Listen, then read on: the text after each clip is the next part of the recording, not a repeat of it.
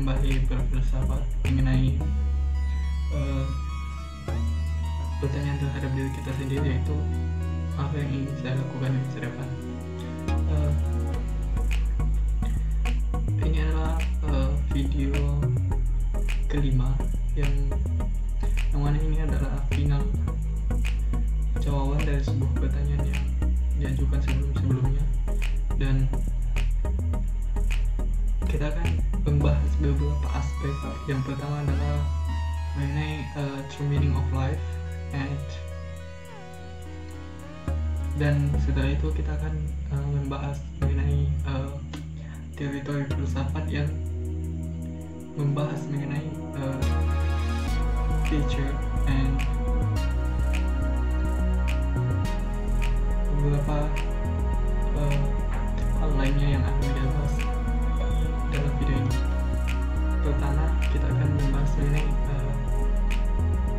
makna hidup atau true meaning of life. Di sini saya mengambil kutipan dari William Shakespeare, di mana dia adalah seorang filsuf modern. Dia itu mengatakan bahwa life but a walking shadow, a child to play an idiot, full of a sound and for a significant nothing. Jadi si William ini dia itu menggambarkan hidup itu bagaikan seorang idiot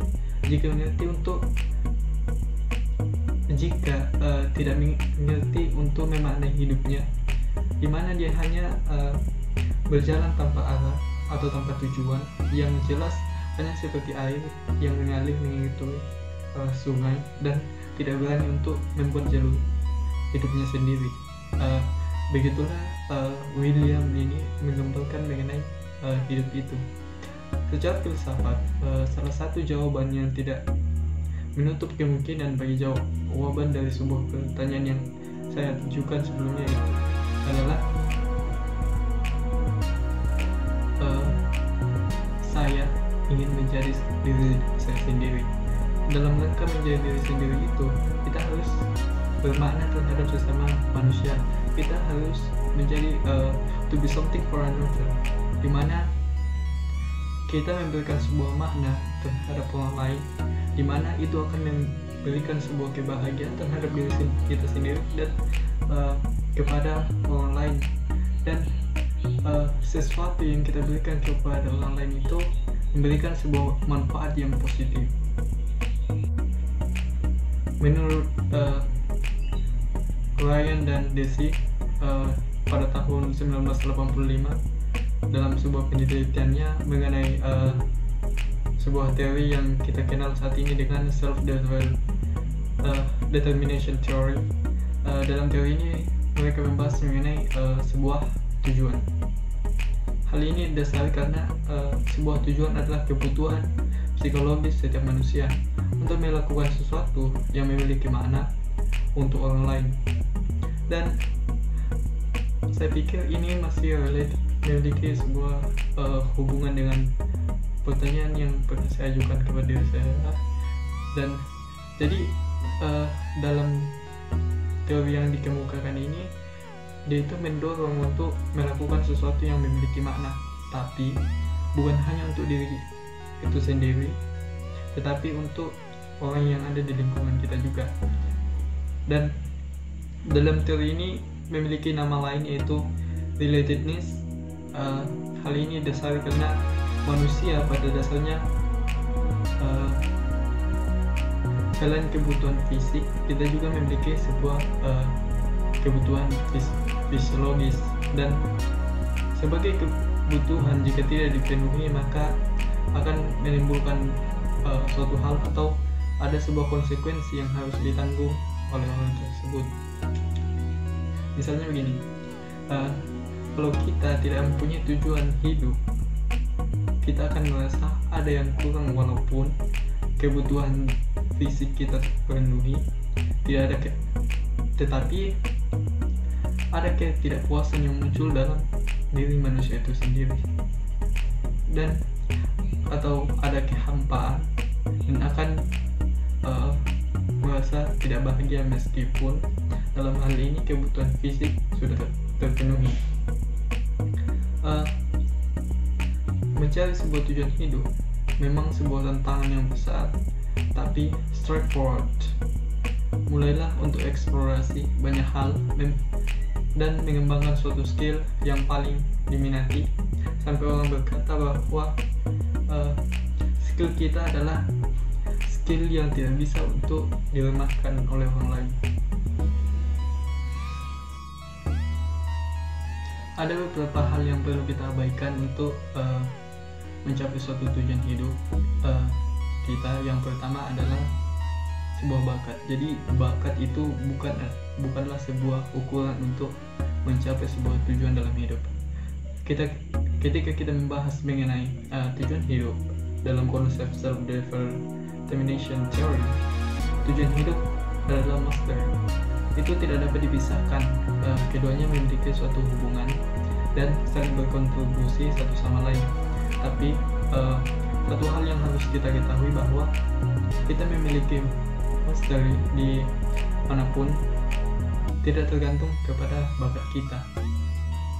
Kemudian hal kedua yang perlu kita abaikan adalah waktu.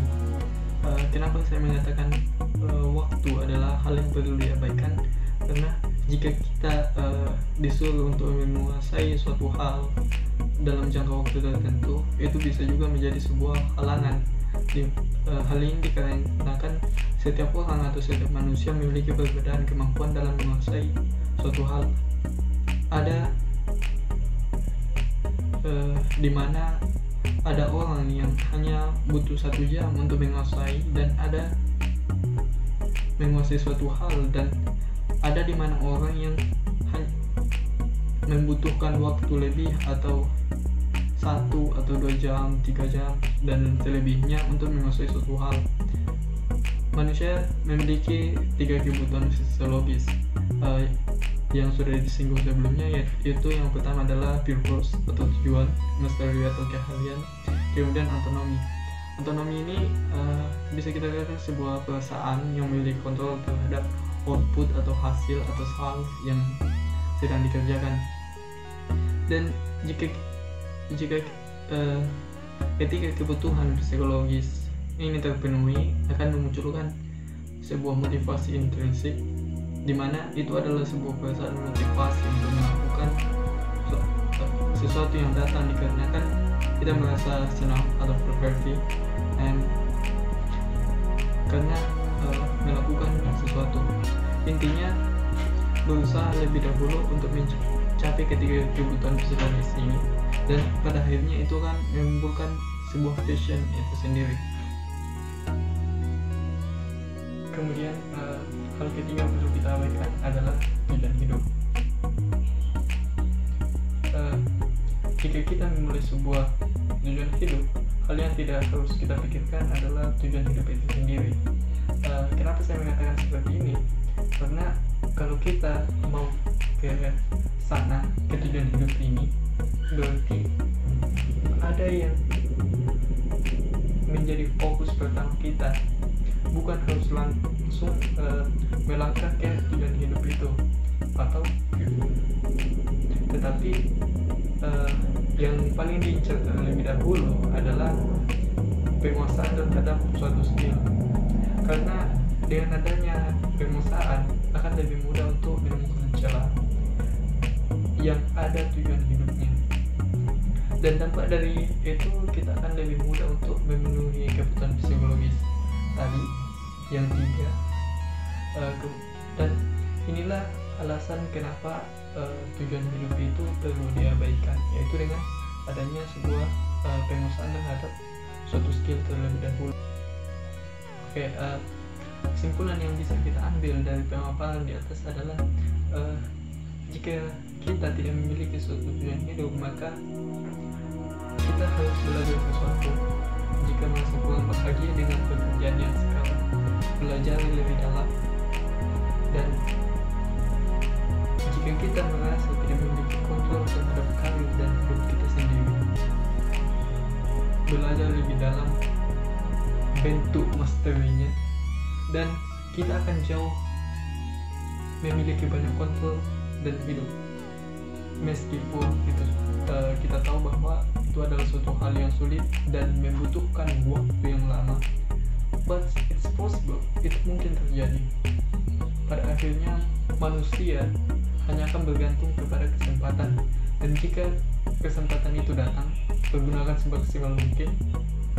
Lihat kesempatan yang ada dan gunakan segala skill yang kita miliki.